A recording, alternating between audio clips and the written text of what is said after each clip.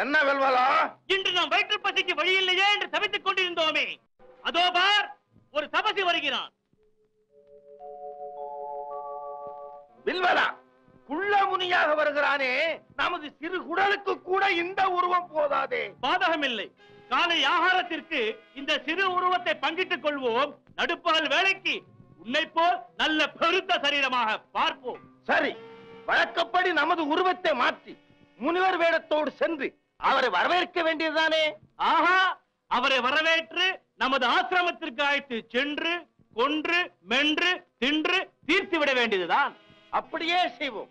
J Joe பஜா கடக் கடக். சிவோம் சச்சிதானந்தம். செல்வோமா? செல்வோமே.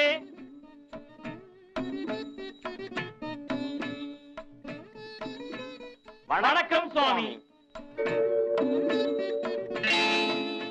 நீங்கள் இருவரும் எண்ணம் போல் வாழுங்கள். என்ன விஷயம்? எங்கு வந்தீர்கள்? இந்த வழியே எந்த முனிஸ்டேஷர்கள் வந்தாலும் அவர்களை எங்கள் ஆசிரமத்துக்கு அழைத்து சென்று அன்போடு உபசரிக்கும் அருந்தவசிகள் நாங்கள். ஓஹோ, அருந்த பசிகளா நீங்கள்? ஆம் சுவாமி, தாங்களும் எங்கள் சிறு குடிலுக்கு விஜயம் செய்து பசியாறி செல்ல வேண்டும். இதுவரை எத்தனை முனிவர்களை அழைத்து சென்று பசியாற்றி இருக்கிறீர்கள்? கணக்கே இல்லை சுவாமி.